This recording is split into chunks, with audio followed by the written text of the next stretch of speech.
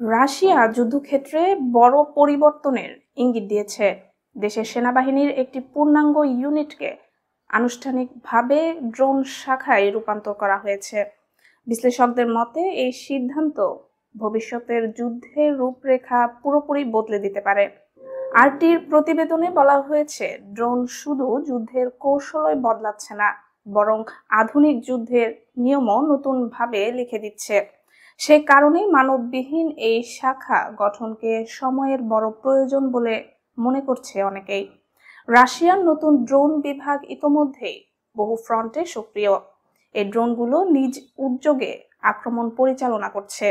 একই সঙ্গে সেনাদের সহায়তা, নজরদারি, যোগাযোগ, ইলেকট্রনিক ওয়ারফেয়ার সহ বিভিন্ন গুরুত্বপূর্ণ দায়িত্ব পালন করছে।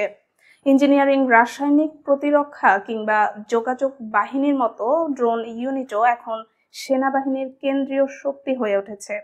কিন্তু প্রশ্ন হলো, নতুন শাখা তৈরির প্রয়োজন হলো কেন?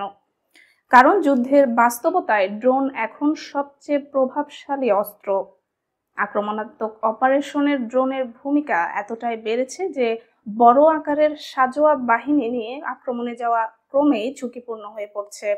ড্রোন ভিত্তিক নজরদারি অঞ্চলে ট্যাঙ্ক বা ভারী যানবাহন খুব সহজেই শনাক্ত ও ধ্বংসযোগ্য হয়ে ওঠে। তাই প্রচলিত সামরিক সরঞ্জামগুলোকে দ্রুত নতুন পরিবেশে খাপ খাওয়াতে হচ্ছে। এছাড়া এতদিন ড্রোন পরিচালনা ও রক্ষণাবেক্ষণে নিয়োজিত বিশেষজ্ঞদের স্পষ্ট কাঠামো, র্যাঙ্ক বা পদমর্যাদা ছিল না। ফলে প্রশিক্ষণ, সমন্বয় ও ক্যারিয়ার উন্নয়ন বাধাগ্রস্ত হচ্ছিল। এই সমস্যাগুলো সমাধান করতেই রাশিয়া নতুন ড্রোন শাখা গঠন করেছে।